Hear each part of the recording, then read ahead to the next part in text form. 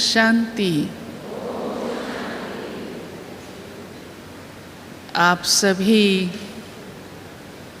प्यारे बाबा की एक एक माता अपने इस ब्राह्मण जीवन में देवी के समान हो।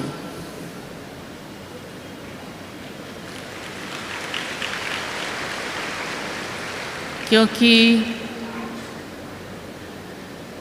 प्यारे बाबा हम बच्चों को जो पढ़ाई पढ़ा रहे हैं, इस रूहानी पढ़ाई से हम सब देवी और देवता बन रहे हैं। लक्ष्य ही है नर से नारायण, नारी से श्री लक्ष्मी। तो इस जीवन में ही उस देवता लक्ष्य की पढ़ाई अनुसार दिव्यता का अनुभव होता है। आप सबको अपने अंदर स्वयं में वह पवित्रता, वह दिव्यता, वह रूहानियत अनुभव होती है ना? हाँ, होती है। बहुत अच्छा।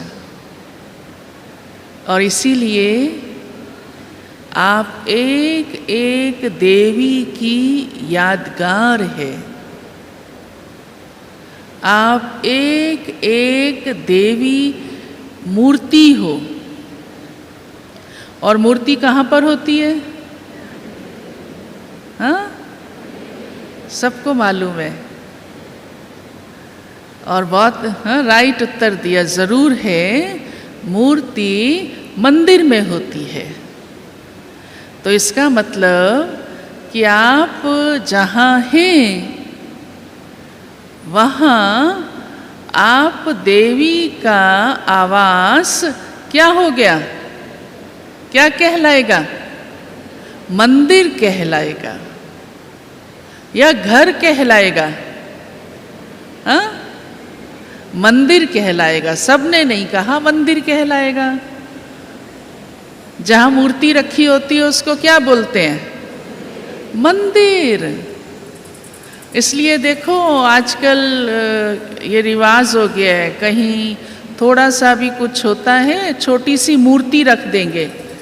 अब वो ज़रा सी मूर्ति 1 फुट की जगह पे रखी गई, पर धीरे धीरे देखेंगे वो कितना बड़ा रूप ले लेती है और इतना बड़ा मंदिर बन जाता है और फिर भक्तों की लाइन लग जाती है।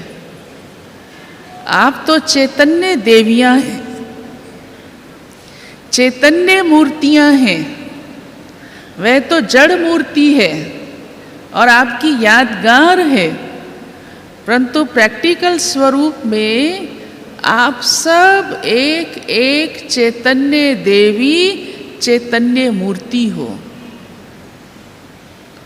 तो जहाँ आप हैं वह स्थान घर नहीं कहलाएगा, मंदिर कहलाएगा। अब आप आज ये विचार कीजिए कि सच में आपका घर मंदिर है। आपने अपने स्वरूप से, अपने कार्य व्यवहार से उसे मंदिर जैसा बनाया। घर और मंदिर में क्या अंतर होता है, यह आप अच्छी तरह समझ सकते हो। और जब आप इतनी श्रेष्ठ विशेष आत्मा हैं, भगवान की आप डायरेक्ट ईश्वरीय संतान हैं, ब्रह्मा कुमारी हैं, शिव वंशी हैं, शिव शक्ति हैं, तो आप जैसे देवियों को शक्ति कहा जाता है और उन देवियों की एक एक अलग अलग गुण और विशेषता से यादगारें बनी हुई हैं। ऐसे ही क्योंकि ये मुझ आत्मा की ही यादगार है, तो मैंने स्वयं को और जहाँ मेरा वास है उस स्थान को उससे योग्य बनाया। मुझे क्या ऐसा करना है? कोई ये संकल्प आ सकता है, बहन जी मैं अकेली कैसे कर सकती हूँ। मंदिर में भी देखो एक मूर्ति होती है, धीरे धीरे अनेक मूर्तियाँ भी आ जाती हैं। कई मंदिर हमने ऐसे देखे हैं, एक छोटी सी मूर्ति से शुरू होता है, फिर धीरे धीरे उसमें और मूर्तियों को भी स्थान मिलना शुरू हो जाता है। तो इसका भावार्थ ये है कि जब हम स्वयं को ऐसे दिव्य, ऐसा देवी देवता समान, दिव्य गुणधारी बनाते हैं, तो आपका संग, आपका प्रभाव उस वायुमंडल को बदल देता है और अन्य प्राणियों पर भी उसका असर होता है। तो मेरा प्रभाव, क्योंकि आप चैतन्य आत्मा हैं, सिर्फ जड़ नहीं है, जड़ यादगार का भी जब इतना प्रभाव है, एक मूर्ति का भी इतना असर और इतना वायुमंडल बन सकता है जबकि वो जड़ है। आप तो चैतन्य में हैं और प्रैक्टिकल स्वरूप में है। तो प्यारे बाबा हम बच्चों को इस रूहानी पढ़ाई से ही इतना दिव्य बनाता है कि आप अपने घर को मंदिर समान बना लेती हैं। हमें बाबा ने ज्ञान की सब्जेक्ट दी है, योग की सब्जेक्ट दी है, धारणा की सब्जेक्ट दी है और ईश्वरीय सेवा की सब्जेक्ट दी है कि बच्चे ये 4 विषय, इसकी पढ़ाई से आप देवता बनती हो अथवा देवी बनती हो। हम सबको अच्छी तरह से ये पक्का है कि मेरा भविष्य ऐसा विशेष श्री लक्ष्मी समान होगा। अभी भी कोई आपसे पूछता है आप क्या करते हैं, आप कहाँ जाते हैं, आप क्या सुनते हैं, क्या पढ़ाई है, तो आप सबको अपना लक्ष्य अच्छी तरह से पक्का है और आप उत्तर देते हैं। क्या उत्तर देते हैं कि हम तो नारी से लक्ष्मी, नर से नारायण बनने की पढ़ाई पढ़ रहे हैं, ग्रस्त को ग्रस्त आश्रम बना रहे हैं। है ना ऐसा बुद्धि में सदा पक्का? तो मेरे को स्वयं को ज्ञान सब्जेक्ट से ज्ञान की मूर्ति बनाना है, अर्थात मैं ज्ञान मूर्त आत्मा हूं। सिर्फ ज्ञान सुनने तक नहीं, ज्ञान मूर्त हूं। मूर्त माना ही जो सूरत से दिखाई दे। कोई की सूरत में कुछ विशेष दिखाई देता है तो उसे कहने में भी आता है कि ये तो जैसे मंदिर की मूर्ति है, ये तो जैसे देवी है। कोई बहुत शांत स्वभाव की आत्मा होती है, आपके घर में बहू आई और उसको भी जब आते हैं तो कहते हैं लक्ष्मी आई, और जब उसका स्वभाव अगर देखते हैं बहुत अच्छा है, बहुत शांत रहती है, चुप रहती है, तो आप स्वयं ही कहते हैं ये तो बिल्कुल मूर्ति है, मूर्ति। क्योंकि उसके चेहरे से वो आभास होता है कि इसमें बहुत शांति है। और जो मंदिर में मूर्ति है, क्योंकि वो भी शांत रहती है, कोई आवाज़ नहीं करती है, शोर नहीं करती है। भक्तजन भले कितना ही आवाज़ करते रहें, कितना ही ढोलक चम्मच बजाते रहें, परंतु मूर्ति तो मूर्ति ही है।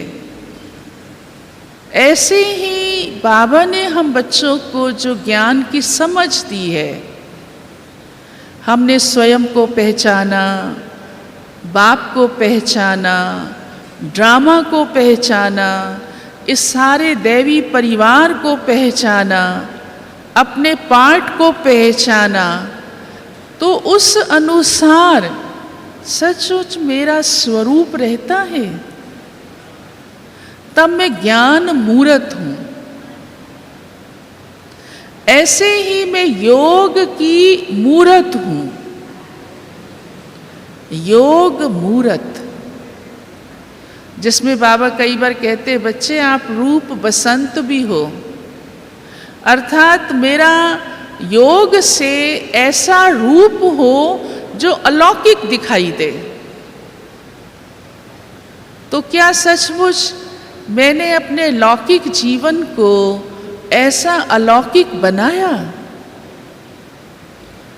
क्योंकि मेरी अंदर जैसी अपनी सोच होगी वैसा ही प्रभाव मेरे फीचर्स पर, मेरे व्यवहार में, संपर्क में दूसरों को अनुभव होगा। मैंने अपने सोच को अलौकिक रखा। मैं ऐसी याद की मूर्त हूं। ऐसे ही तीसरी बात जो हमें धारणा की सब्जेक्ट मिली है, तो मैं धारणा मूर्त रहूं, अर्थात मेरे जीवन से दिव्य गुण दिखाई दें। सिर्फ गुणों का वर्णन नहीं करूं। कितनी अच्छी लिस्ट हम बनाते हैं कि 56 गुण हैं, देवताओं में ये गुण होते हैं। अभी भी आप एक एक बहुत अच्छा सुना सकती हैं कि ये गुण देवताओं में होते हैं, और इस समय भी हम अपने जीवन में इन दिव्य गुणों की धारणा कर रहे हैं। तो क्या सचमुच में वो सभी दैवी गुणों की मेरे जीवन में प्रैक्टिकल धारणा हो रही है? हमें कितना अच्छा लगता है, किसी के अंदर मधुरता होती है तो हम कहते हैं देखो ये कितनी मधुर है। किसी के अंदर उदारता होती है, सरलता होती है, हम कहते हैं ये कितनी सरल है। निर्भयता होती है तो हम बोलते हैं ये बहुत निर्भय, एकदम दुर्गा जैसी है। तो ऐसे मेरे अंदर उन सब गुणों की धारणा प्रैक्टिकल लाइफ में अनुभव होती है। मुझे खुद से खुद लगता है कि सचमुच हाँ मैं ऐसी गुणवान आत्मा हूँ। कई बार बाबा हमें चार्ट लिखने के लिए भी देते हैं, बच्चे ये चार्ट अपना चेक करो। तो उसमें जब हम देखते हैं, लिखते हैं, तो कई बार कई कहते हैं ऐसा, माताएं कहती हैं बहन जी सहनशीलता तो मेरे अंदर बहुत है, लेकिन कभी कभी कम होती है, माना 100% नहीं है। कोई बात ऐसी होती है जो मैं सहन नहीं कर पाती हूँ। तो उन गुणों की हम परसेंटेज समझते हैं कि अभी तक वो गुण भले हमारे अंदर आ गया लेकिन पूरी तरह से नहीं आया। ब्राह्मणों में गुण पढ़ाई पढ़ने से आते जाते हैं, ये पक्की बात है, तभी तो जीवन परिवर्तन हो जाता है। और वो परिवर्तन भी सभी को दिखाई देता है, ऐसा नहीं है कि नहीं देता है, परंतु और उसको गहराई से और सूक्ष्मता से हम पूरी तरह अपने जीवन में ले आए तो ये है दिव्य गुणों की धारणा। और तब रूहानियत की खुशबू हमारे जीवन से आती है। और चौथा है सेवा। सेवा भी उतना ही महत्व रखती है, क्योंकि सेवा हमारी सिर्फ ज्ञान सुनाकर करने की नहीं है, एक बात से नहीं है। ज्ञान सुनाकर तो सेवा होती ही है, परंतु मनसा भी है वाचा भी है, कर्मणा भी है, और जितने दिव्य गुण जीवन में आते हैं तो आपका कर्म भी सेवा करता है, आपका व्यवहार भी सेवा करता है। तो सेवा से मैं साक्षात्कार मूर्त बन जाऊं, जो भक्तों को साक्षात्कार हो जाए, ऐसी मेरी मनसा, ऐसा मेरा जीवन दिव्य गुणों की खुशबू वाला हो। जो भक्त चाहता है उसको वो साक्षात्कार हो जाए। प्यारे बाबा हमें कई बार कहते हैं, बच्चे आपको भक्तों का आलाप सुनाई नहीं देता? आप आह्वान नहीं करते हैं कि उन आत्माओं को मुझ द्वारा बाबा ने निमित्त बनाया, तो आप देवी द्वारा उनकी वो आशा पूरी हो जाए, मनोकामना पूरी हो जाए। तो मुझे साक्षात्कार मूर्त बनना होगा। इसलिए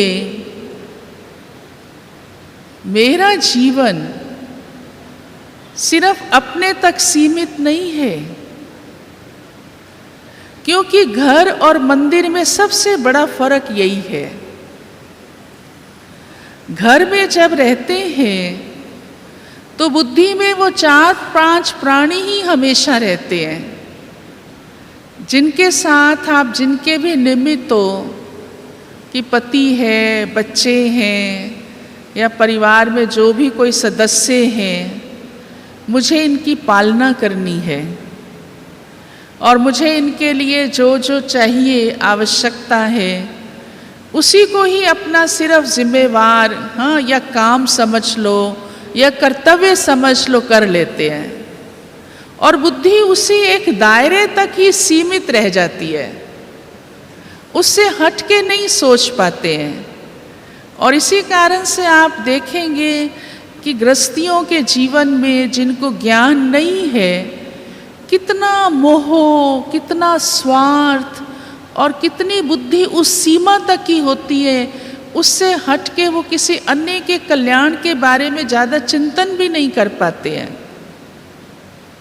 अगर कोई पड़ोसी भी कुछ मांगने आ जाए तो कहते हैं पहले मैं अपने बच्चों को तो दे लूँ, बाद में किसी और का सोचूंगी। ऐसे अनेक घटनाएं हैं, परिवारों में अनेक ऐसी बातें हैं।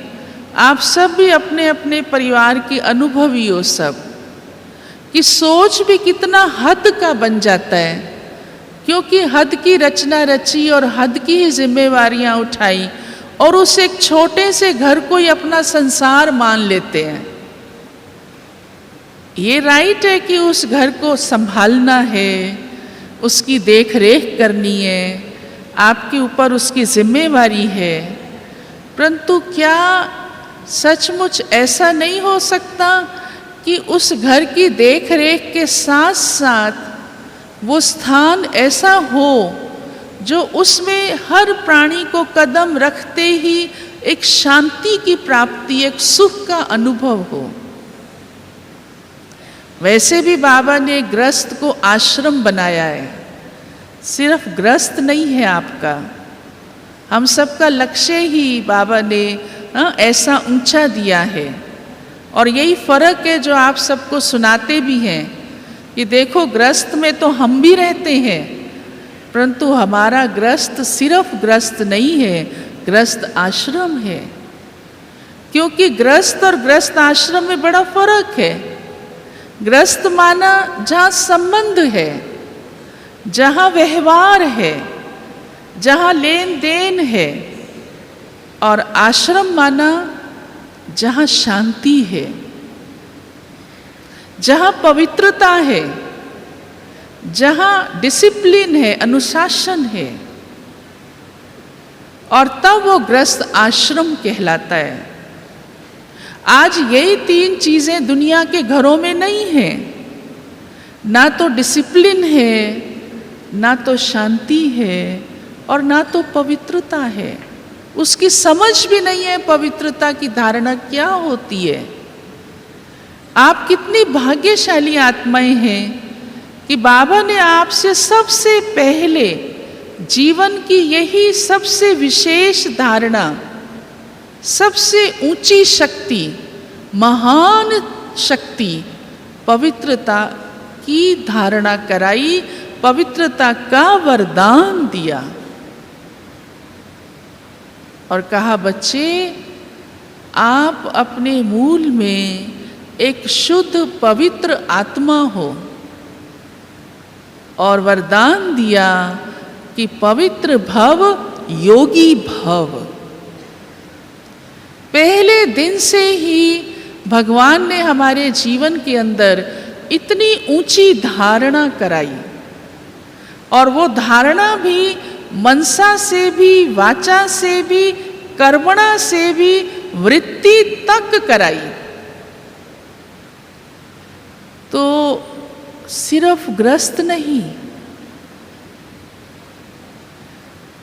ऐसे भी नहीं कि हाँ पवित्रता की धारणा की तो ग्रस्त से कोई मतलब नहीं, परंतु उसी ही ग्रस्त को आश्रम बनाया कि संबंध निभाओ भी सही,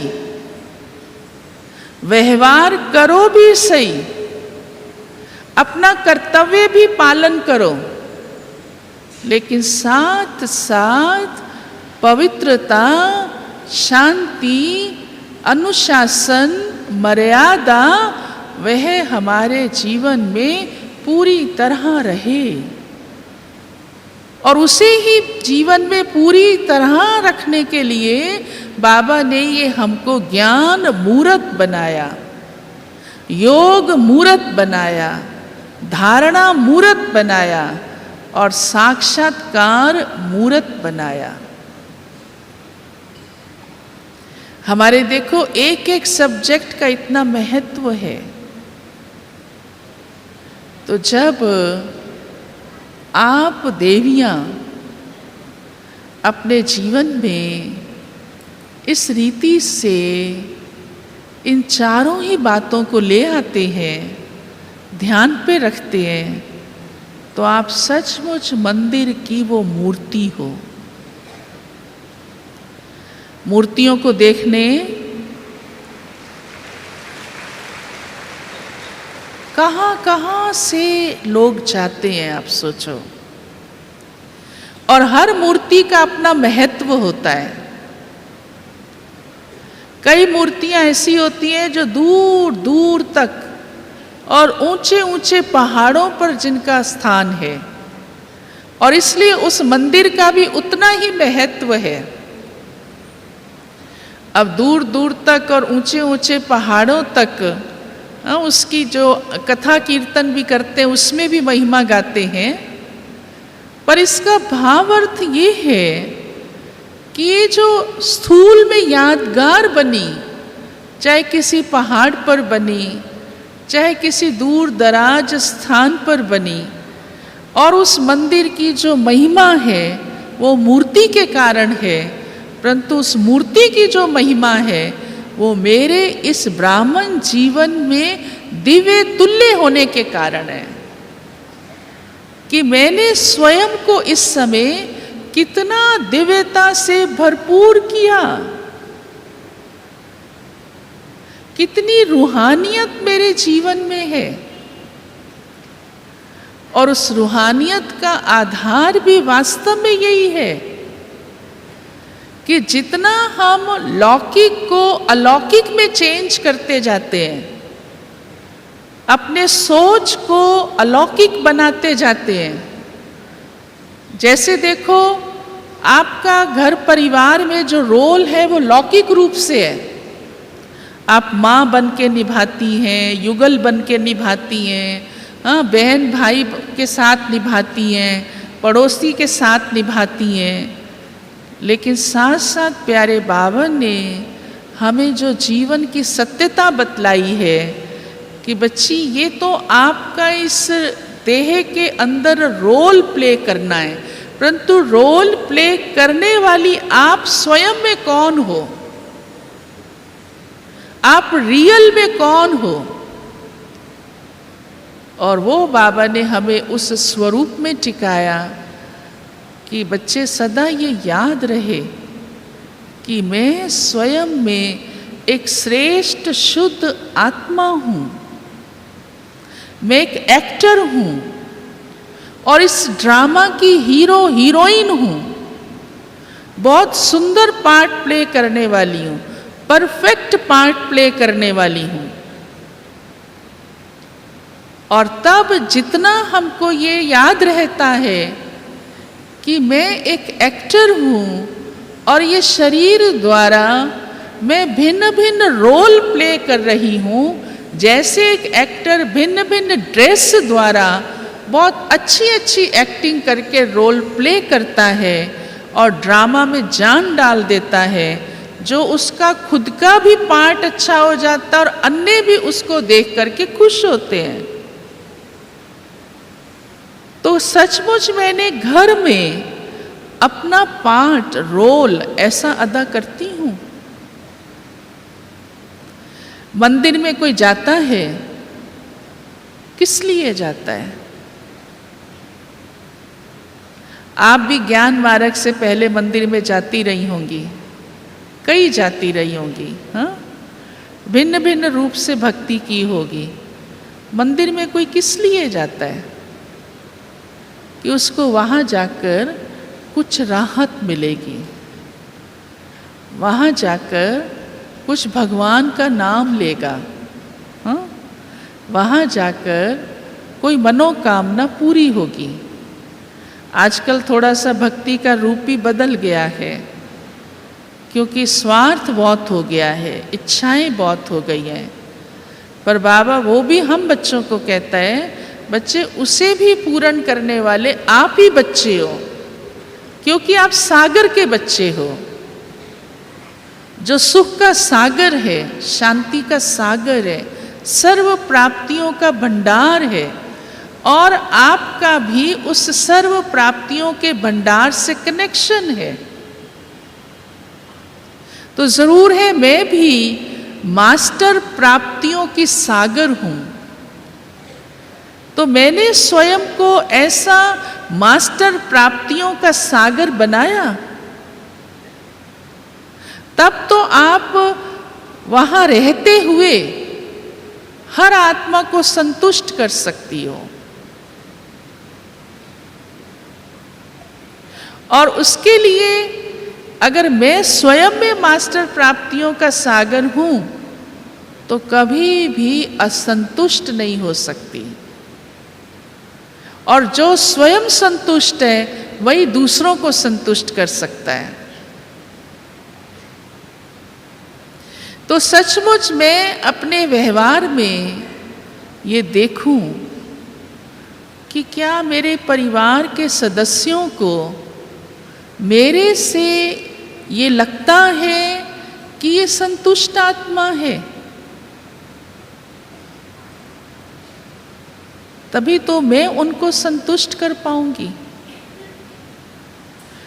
दुनिया में देखो घर घर का झगड़ा इसी ही बात का है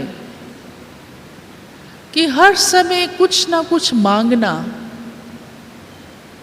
और परिवार में जब एक दो से बहुत खींचातान हो जाती है कि हम इनकी इच्छाएं पूरी नहीं कर पा रहे हैं, तो परिवार का वातावरण सारा कैसा बन जाता है, स्ट्रेस का बन जाता है। तो घर में कभी भी वातावरण स्ट्रेस का ना बनने दूं, ये मुझ पर है। ऐसी मैं कोई भी कामना ना करूं जो चारों तरफ, हाँ, परिवार में किसी भी सदस्य को हर्ट हो कि हमारी माँ ऐसे है। उनको ये महसूस हो कि ये तो भरपूर आत्मा है, संतुष्ट आत्मा है, सदा खुश रहने वाली है। तो उनके मन में भी आपके प्रति ऐसा ही आएगा। और प्यारे बाबा ने हम बच्चों को संगम युग पे बहुत अच्छी परवरिश दी है। आप यहाँ आए हैं तो ये परवरिश ही तो मिल रही है आपको, ये उसकी पालना ही तो मिल रही है आपको। और आप माताएं इतनी भाग्यशाली हैं कि जो भगवान की विशेषता है, जिस बात की महिमा सारी दुनिया भगवान के लिए करती है, और वही बात आपके जीवन में भी है। कौन सी? वो है पालना करना। आप सब माताओं के अंदर पालना के संस्कार हैं। बोलो, है ना? हाँ, भगवान हमारी पालना करता है, सारी दुनिया की पालना करता है, और इतनी अच्छी परवरिश करता है। आपको बाबा ने निमित्त बनाया अन्यों की पालना के लिए। तो क्या मैं इतनी बाबा की ऐसी पालना लेने वाली आत्मा, इतनी रूहानियत और इतनी शक्तियां जो मुझको मिल रही हैं,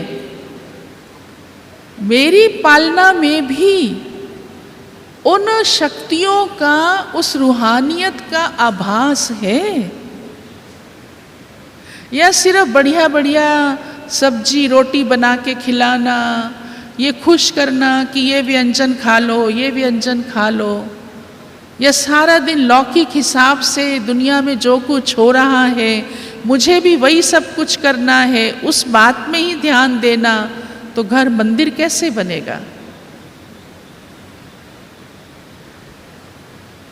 मेरी पालना में भी, क्योंकि आप निमित्त हो, बच्चों को खिलाना पिलाना, घर संभालना, ये सारा कुछ देख रेख करना, इसमें तो आजकल सब बहुत होशियार हो गए हैं, बहुत होशियार हो गए हैं।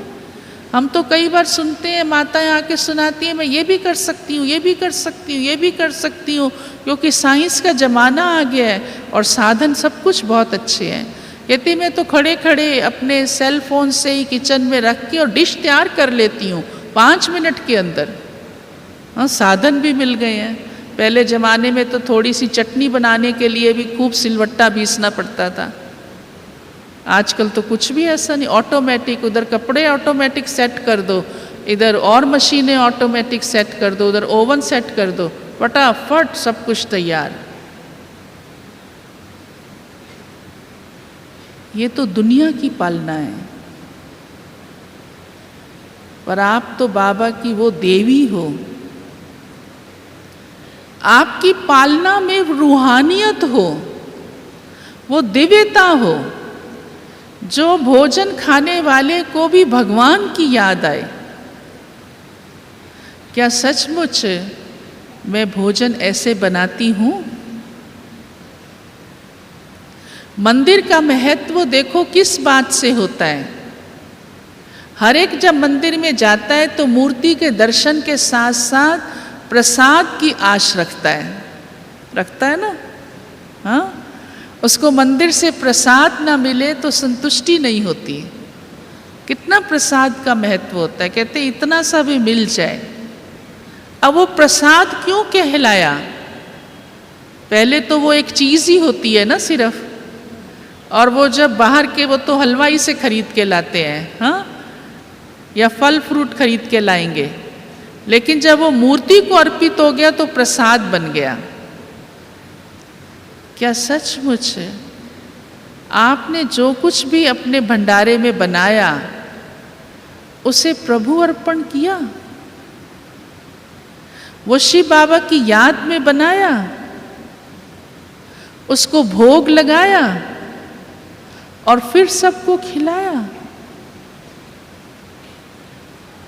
क्योंकि मंदिर के अंदर इसका सबसे ज्यादा महत्व है।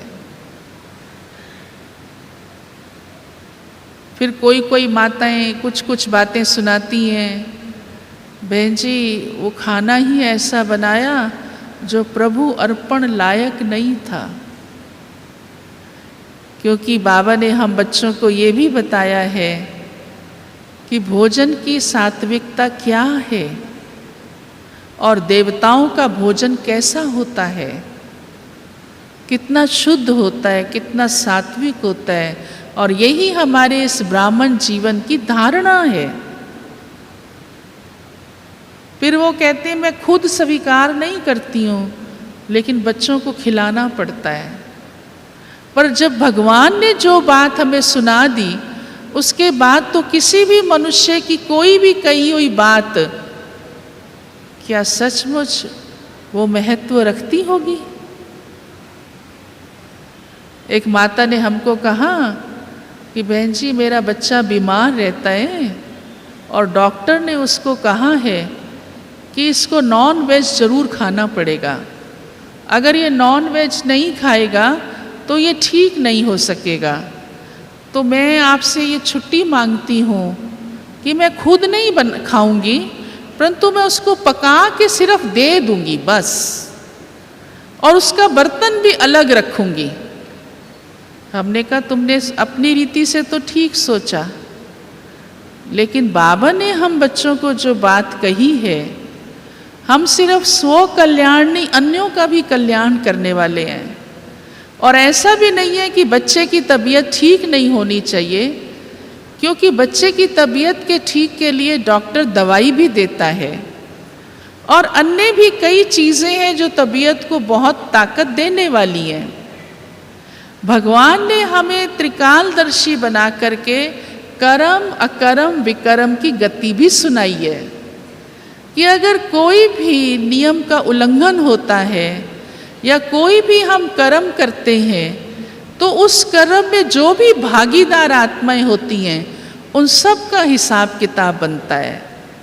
अगर एक मांस खाने वाले के लिए मांस लाने वाला व्यक्ति भी है, और मांस काटने वाला व्यक्ति भी है, और मांस खरीदने वाला या बनाने वाला व्यक्ति भी है, उन सब का उसमें कर्म का खाता बनता है, सिर्फ एक का नहीं। तो आप भी उसमें भागीदार हो गई ना। ना सिर्फ जो खरीद के लाया वही है, ना सिर्फ जिसने खाया वही है, वो तो है ही है, लेकिन बेचने वाला भी और उसको पकाने वाला भी, वो भी उसके भागीदार बनते हैं। हमको इसलिए घर के माहौल में अनेक बातों को समझ कर चलना है, तब घर मंदिर बन सकता है। इन बातों को ऐसे आप छोटा या साधारण नहीं समझो, या ये नहीं समझना कि कौन देख रहा है या किसको पता थोड़ा पड़ता है, मैं तो अपने नियम में पक्की हूँ ना। परंतु हम जिस भी कर्म के निमित्त बनते हैं, चाहे देखने के, चाहे हाँ में हाँ मिलाने के, चाहे व्यवहार में आने के, चाहे देखकर आंख मीच लेने के भी, कई ऐसे भी मिसाल या बातें हो जाती हैं, हमने देख लिया ये ठीक नहीं और हमने आंखें बंद कर ली, तो क्या जब कबूतर आंख बंद कर लेता है तो बिल्ली चली जाती है, बिल्ली उसको खा लेती है पूरा का पूरा। माया भी ऐसे ही है, हम भले अनदेखा कर दें, परंतु माया बिल्ली कम नहीं है, वो खा जाती है, फिर अवस्था उतनी अच्छी नहीं रहती है, धीरे धीरे उन बातों का असर होने लगता है। प्यारी बहनों, उन छोटी छोटी बातों को भी हमें अपने जीवन की धारणा के अनुसार पूरा ध्यान रखना होगा। भोजन की सात्विकता का महत्व पूरे ही परिवार के सभी सदस्यों पर है, और उसके निमित्त आप हैं।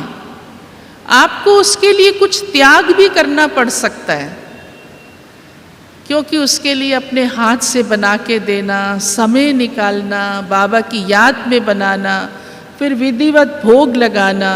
हाँ, अभी टाइम ही नहीं देंगे, देरी से बनाने आएंगे और फटाफट बेटे को ऑफिस जाना है, पति को ऑफिस जाना है, जैसे तैसे बनाया और उसकी थाली में रखा और उसको खिला दिया, तो वो प्रसाद कहाँ बना। इसलिए बाबा नाम देते हैं ये ब्रह्मा भोजन है।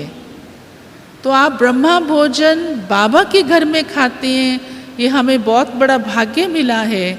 लेकिन आप वही भोजन को घर में बाबा को भोग लगाते हैं तो उसको भी आप ब्रह्मा भोजन का रूप दे सकते हैं कि वो भी ब्रह्मा भोजन ही कहलाए, वैसा ही हो, उतनी ही शुद्धता और उतनी ही पवित्रता से मैं बनाऊं और उतने ही प्रभु प्यार में बाबा को अर्पित करूं और फिर सभी घर के सदस्य खाएं। धीरे धीरे उस अन्न का भी असर सबके मन पर होने लगता है। ये जरूरी नहीं कि आपने बढ़िया बढ़िया व्यंजन खिलाए तब ही सब खुश होंगे। यहाँ देखो सभी आते हैं और भिन्न भिन्न प्रकार के लोग आते हैं। आप तो अभी बाबा के बच्चे आए हो और जब दूसरे भी आते हैं, नए भाई बहने मेहमान आते हैं और बाबा के घर से इतना प्यारा मीठा भोजन ब्रह्मा भोजन खाते हैं, कोई 36 व्यंजन नहीं होते हैं, कितने खुश होके जाते हैं, संतुष्ट होके जाते हैं और कहते हैं इतना टेस्टी खाना तो हमें कहीं मिला ही नहीं। ये कमाल किसकी है? बाबा की। तो क्या मैंने सचमुच ऐसा ही अपने परिवार में ऐसा ही नियम, ऐसी ही धारणा और भोजन का इतना महत्व और प्रभु प्यार में बाबा की याद में बनाया और अर्पित किया? इस विधि से चलना है। मंदिर में देखो स्वच्छता का भी ध्यान दिया जाता है और जो मंदिर जितना स्वच्छ होता है उस मंदिर का भी महत्व होता है और मूर्ति की भी वैल्यू बढ़ जाती है। ऐसे ही परिवार में, घर में स्वच्छता रहे। बाबा ने हमें मन की भी स्वच्छता दी है तो बाह्य भी स्वच्छता दी है। यहाँ भी देखो बाबा का घर कितना स्वच्छ रहता है और उसका असर सबके ऊपर बहुत होता है। सब कहते हैं यह स्वर्ग है।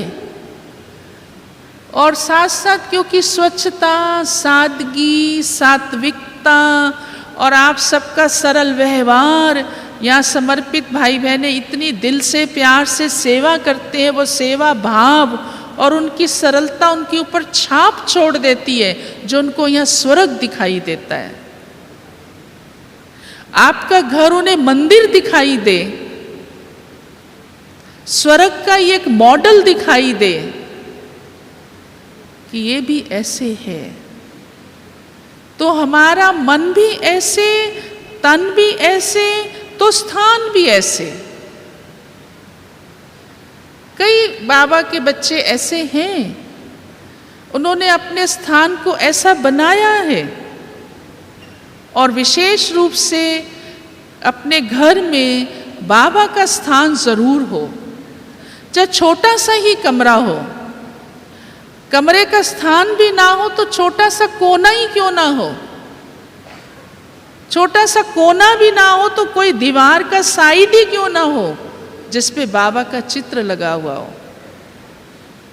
और मैं सदा ऐसा महसूस करूं कि सचमुच बाबा का वास है। तभी तो सर्वव्यापी भक्तों ने यादगार में कह दिया, बैठा तो वो परम धाम में है लेकिन उसकी याद का आभास आपके हर एक के घर में है। ऐसा तब वो मंदिर है। बड़ी दीदी ने, मनमोहिनी दीदी ने इस बात का सबको बहुत पक्का कराया था। बहुत वर्ष पहले शुरू में, क्योंकि शुरू में कई अपने स्थानों पे कोई बाबा का कमरा नहीं बनाते थे, फिर जब म्यूजियम बनने शुरू हुए उस समय की बात है। दादी दीदी जब भी जहाँ जाती और जो भी यहाँ आते बाबा के घर मधुबन में, पार्टियों से दीदी मिलती तो एक एक से पूछा करती थी, आपके घर में बाबा का कमरा है? आप अमृत वेला करती हो? एक एक से पूछती थी। तो अगर बाबा का कमरा नहीं और अमृत वेला नहीं किया, चलो कमरा नहीं सही, कोई कॉर्नर बनाओ, नहीं तो अमृत वेला बिस्तर पर बैठ के तो करना नहीं है। इस पर तो आप बहुत अच्छी तरह पहले भी सुन चुकी हो क्लास में, जानती भी हो अच्छी तरह।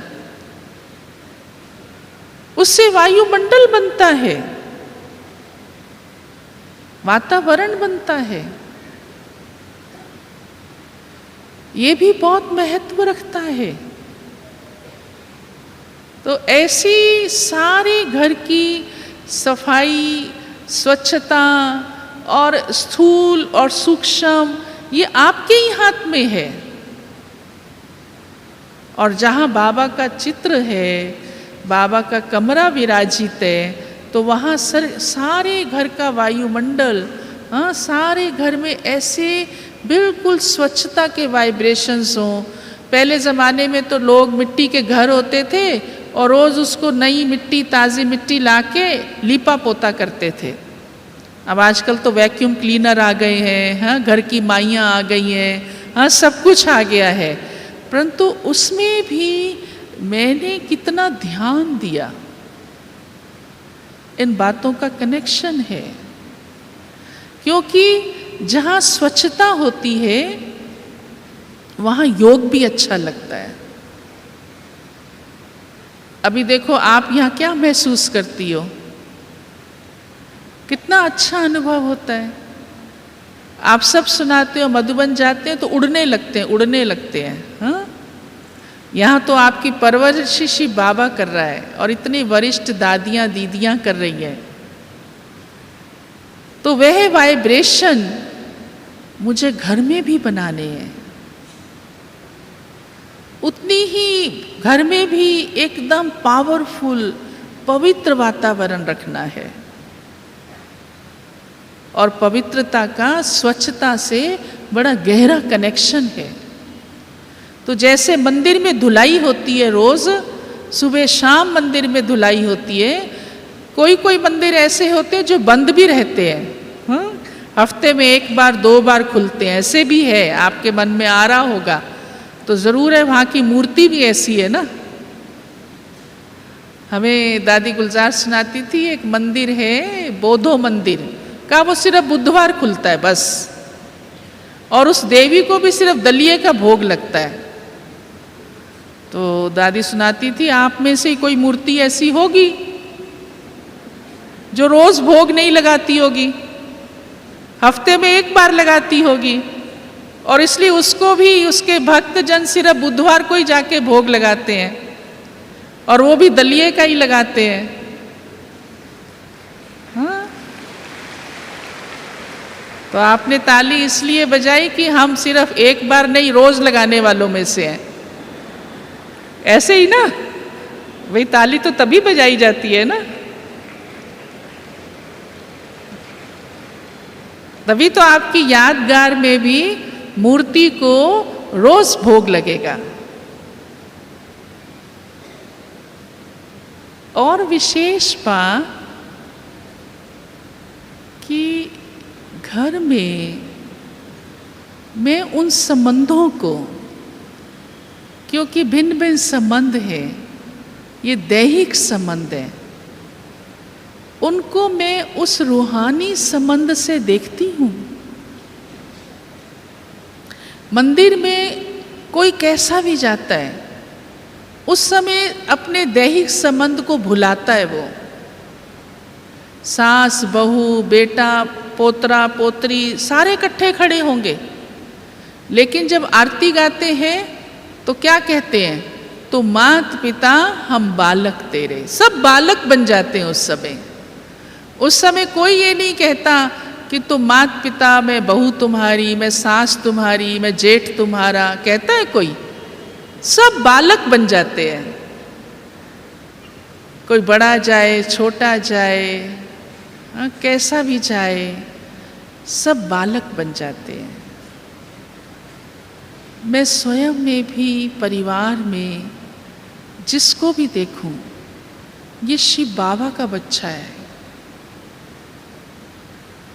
उस दैहिक संबंध से नहीं देखूं, मेरा पति आने वाला है, अब पति आएगा, ऐसे कहेगा, मैं ये कहूँगी, वो तो ऐसा है, वो तो ऐसा है, कभी बुराई करेंगे तो कभी उसकी विशेषता सुनाएंगे, तो कभी उसके प्यार में खो जाएंगे, तो कभी पड़ोसन को ग्लानि करेंगे, अभी सासू ऐसी है, अभी बच्चा ऐसा है।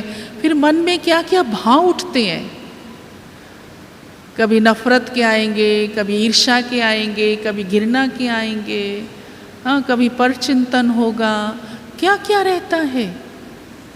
तो वो वायुमंडल एक जंजाल का वायुमंडल बन जाता है। इसलिए आजकल दुनिया की गृहस्थी जंजाल बनी हुई है। पर देखो, हम बाबा के बच्चे कितने भाग्यशाली हैं। बाबा ने आपको इस जंजाल से मुक्त किया है। बच्चे, हर एक को इसी दृष्टि से देखो कि ये शिव बाबा का बच्चा है। और ब्रह्मा बाबा ने शुरू में यही पुरुषार्थ किया, अपने युगल को भी इसी दृष्टि से देखा, ये आत्मा है, ये जसोदा नहीं, आत्मा है। बाबा की पुत्र वधू इतनी आज्ञाकारी, इतनी अच्छी, ब्रिजेंद्रा दादी, बाबा ने देखा ये आत्मा है। पता है ये बहुरानी है, लेकिन बाबा ने अंदर ही अंदर ये पक्का कर लिया, ये आत्मा है। बेटों को, बेटियों को उसी दृष्टि से बाबा ने एकदम उन संबंधों को बाबा ने चेंज कर दिया। और इसलिए सबके मन में भी बाबा के प्रति वही भाव कि ये तो आदि देव है, ब्रह्मा है। सिर्फ हद के पिता से नहीं, कहाँ वो हद का पिता रहा और फिर बेहद का पिता बन गया। मैं भी अपने घर मंदिर में ऐसी वो मूरत और सूरत हूँ जो हर एक को उस दृष्टि से और उस अलौकिक संबंध से देख रही हूँ कि ये प्यारे शिव बाबा के सब भाग्यशाली आत्माएं बच्चे हैं। एक एक को, एक एक को। जब मेरा वो दृष्टिकोण होगा, मेरी सोच ऐसी होगी, तब उनके मन में भी वही फीलिंग्स, वही, तब भगवान की याद का आकर्षण होगा। कोई भी काम में देर लग सकती है, लेकिन परिवर्तन ना हो ये नहीं हो सकता। कोई कोई माताएं कहती मेरे बंधन नहीं कटते, कोई कोई कहते हैं पति सुनता नहीं, बदलता नहीं, कितनी कितनी कड़े हिसाब किताब हैं, ये राइट है। परंतु मैं बाबा की सच्ची गोपिका, आज आपका यही है ना, हाँ, स्वमान भी, मैं बाबा की वो सच्ची गोपिका हूँ कि हर एक को उस रूहानी संबंध से देख रही हूँ कि ये सब ईश्वर की संतान है। हमारे पास एक बारी पीछे अजमल खां पार्क है करोल बाग में, बहुत फेमस है, और वहाँ कुछ ना कुछ बड़े बड़े संतों के सत्संग चलते रहते हैं। तो एक बार बांके बिहारी, हाँ, मथुरा से कोई विशेष गुरु आए हुए थे और हजारों की सभा थी, और वो बहुत अच्छी बात सुना रहे थे कि गोपिकाओं का श्री कृष्ण से इतना प्यार था और वो उसके प्यार में इतनी डूबी रहती थी कि जब घर पर भी होती थी और पति शाम को आता है और वो दरवाज़ा खटखटाता है, तो वो इतने प्रभु प्यार में मस्त है कि उसको ये स्मृति नहीं, और वो पूछती है कि तुम कौन हो, कौन आए हो। तो साथ साथ वो ये भी कहता है, बहनों माताओं आप ऐसा नहीं करना, नहीं तो घर में झगड़ा हो जाएगा। क्यों? कारण हमने सोचा है भाई ने बात तो ठीक कह दी, क्योंकि आज वो ताकत नहीं रही है कि वो पति को उस रूप से देख सके, या पति में वो ताकत नहीं है कि वो ये सुन सके कि ये तो श्री कृष्ण के प्यार में खो गई है, इसको मेरी परवाह नहीं है। क्या सचमुच बाबा ने हम बच्चों को जिस अलौकिक संबंध में लाया है, हमारी वृत्ति वैसी है, वैसी दृष्टि है कि मैंने भगवान को संसार बनाया और उस संसार में मेरे ये सब अलौकिक नाते हैं, अलौकिक संबंध हैं, और इनकी पालना की भी मेरी अलौकिक रूहानियत जिम्मेवारी, रूहानी पालना की भी है। बाबा ने पालना से नहीं छुड़ाया, देख रेख से नहीं छुड़ाया, जिम्मेवारी से नहीं छुड़ाया, लेकिन उस स्थूल पालना में मैं वो रूहानियत का अनुभव, वो ईश्वरीय शक्तियों की पालना भी साथ साथ दे रही हूँ। तो क्या सचमुच मेरा वैसा दृष्टिकोण है? और इसी कारण देखो, मंदिर में भी पुजारी जब प्रवेश करता है, मंदिर की सफाई होती है और वो मूर्ति के सामने जाता है, तो सबसे पहले वो मूर्ति को तिलक लगाता है, फिर अपने को तिलक लगाता है, और फिर जब भक्तजन आते हैं उनको भी तिलक लगाता जाता है। ये हमारी इसी ही बात की यादगार बनी है कि आपने भी आंख खोलते ही सबको उस रूहानी दृष्टि से कि ये भी आत्मा है, ये भी आत्मा है, ये भी आत्मा है, और मैं स्वयं भी आत्मा हूँ, अपने आप को सबसे पहले वो तिलक दे दो, तो घर मंदिर दिखाई देगा। एक एक आत्मा देवतुल्य दिखाई देगी, ईश्वर की संतान दिखाई देगी। ऐसा मुझे घर के वातावरण को बनाना है। और इसी प्रकार से सारे दिन की दिनचर्या भी मेरी वैसी ही विधिवत हो जो प्यारे बाबा ने हमको दी है। आप सब ने अनुभव किया होगा, मंदिरों में भी देखो, समय पर मूर्ति के आगे पर्दा लग जाता है, समय पर मूर्ति को भोजन स्वीकार, भोग लगाया जाता है, समय पर मूर्ति को उठाया भी जाता है। बाबा कहते हैं, बाबा की एक मुरली चली थी इस पर बहुत अच्छी। बाबा ने उसमें कहा था, बच्चे आपकी पूजा भी विधिवत होती है, क्योंकि इस समय ब्राह्मण जीवन में आपकी दिनचर्या भी विधिवत है कि कैसे अमृत वेले उठना है और फिर कैसे पढ़ाई पढ़नी है, कैसे विधिवत भोग बनाना है, सब विधिवत कर्म योगी बनकर सारा दिन चलना है। ये आप सब जानते हो अच्छी तरह से। तो उसी प्रमाण मेरी दिनचर्या रहे तो उसका असर परिवार के सभी सदस्यों पर पड़ता है, चाहे उसने ज्ञान लिया है या नहीं लिया है। तो घर का वातावरण भी वैसा ही खुशबू, रूहानी खुशबू वाला बन जाता है। और इसीलिए मंदिर में सब पुष्प लेके जाते हैं, हाँ, फूल लेके जाते हैं। तो मैं भी ऐसे घर के वातावरण को रूहानी खुशबू का वातावरण बनाने वाली आत्मा हूँ। तो ऐसी दिव्यता की खुशबू हर एक से दिखाई देने लगेगी। जो भी प्रवेश करेगा उसको लगेगा कि ये घर घर नहीं, ये तो कोई विशेष स्थान है, ये तो मंदिर समान है, और यहाँ रहने वाला एक एक देवी देवता समान है। तो आप वो मंदिर की मूर्तियाँ हो, वो चैतन्य देवियाँ हो।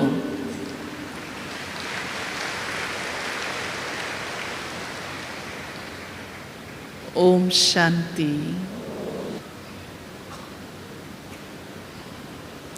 अभी सभी स्वयं को एक अपने दिव्य स्वरूप कि मैं दिव्य मूर्ति हूँ, चैतन्य मूर्ति हूँ, और मेरा वायुमंडल जो बन रहा है, वाइब्रेशंस जो बन रहा है, वो बहुत दिव्य, बहुत रूहानी, हर एक को खींचने वाला, राहत देने वाला, सुख देने वाला है।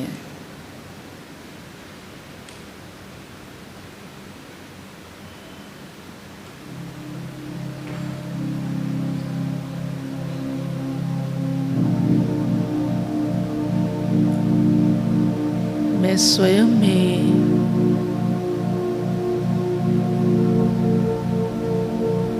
चमकती अति शुद्ध, पवित्र, दिव्य आत्मा हूँ।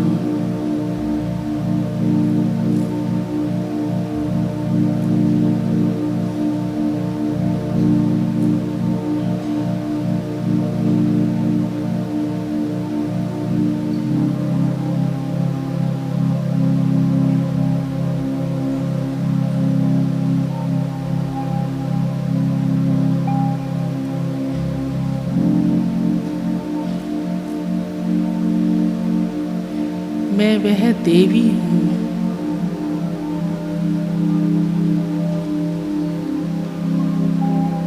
जो सबको देने वाली हूँ।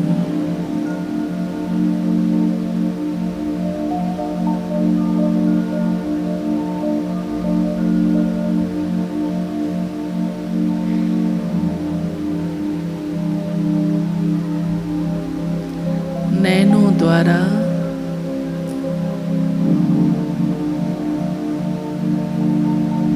कितना रूहानियत,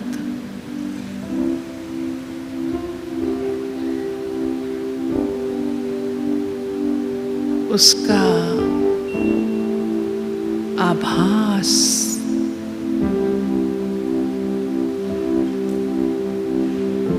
हर एक को हो रहा है।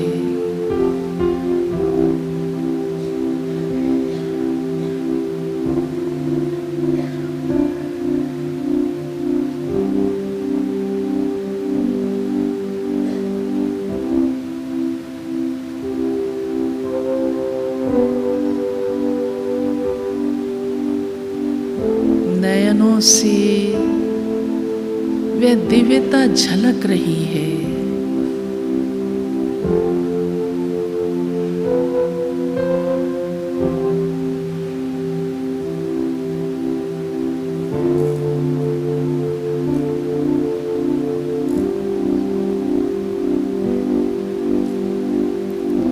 वाणी में कितनी मधुरता है।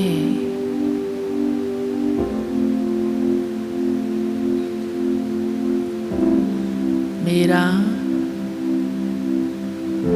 एक एक बोल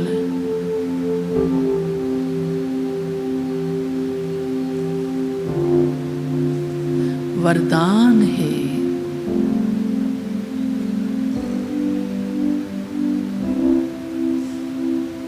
प्यारे बाबा,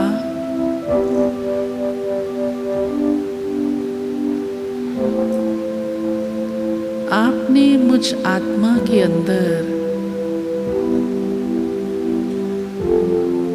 इतना अविनाशी ज्ञान का भंडार भरा,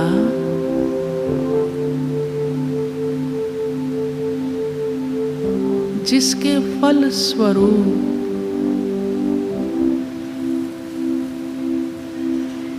मुख से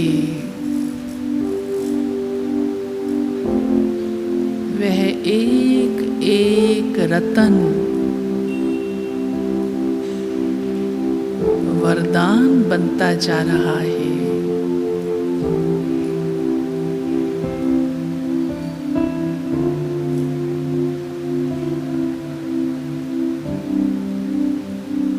प्यारे बाबा,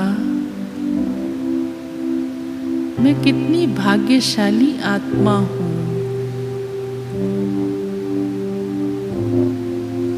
आपने मुझे निमित्त बनाया,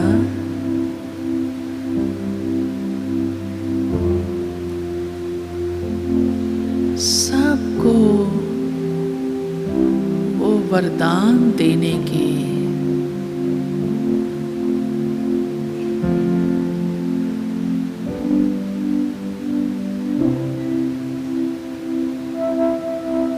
आपने ही मुझे देवतुल्य बनाया,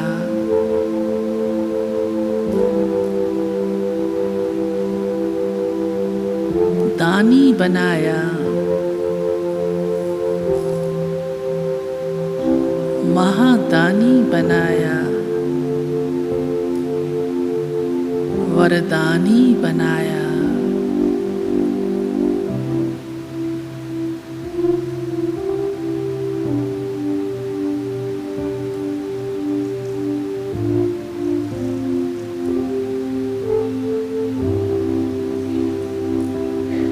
एक ही स्थान पर बैठे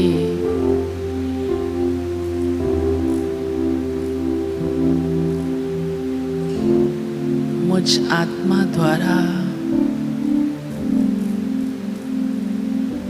सारे विश्व के कल्याण का कार्य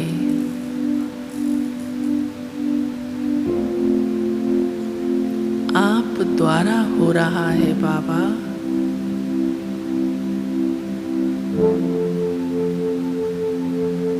आपने वो शक्ति दी मुझ आत्मा को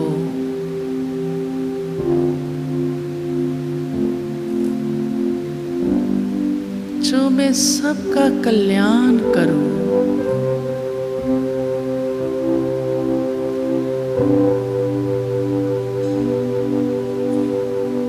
सबका उद्धार करूं।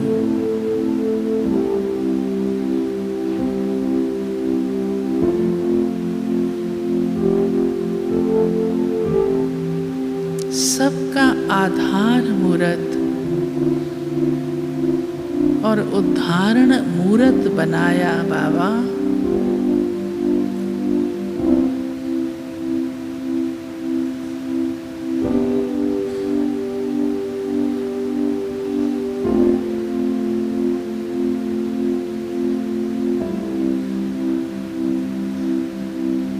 आपने ही मुझे पूजनीय बनाया, इतना ऊंचा लक्ष्य दिया।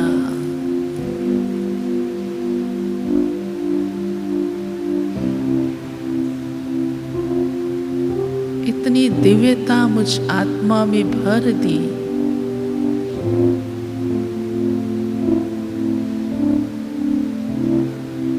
रूहानी शक्तियां दी।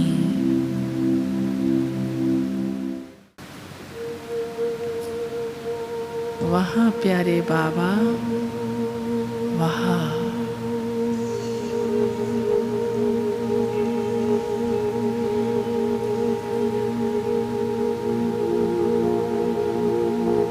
प्यारे बाबा, मैं आत्मा अपने इस कर्तव्य को बहुत वफादारी से निभाती रहूंगी।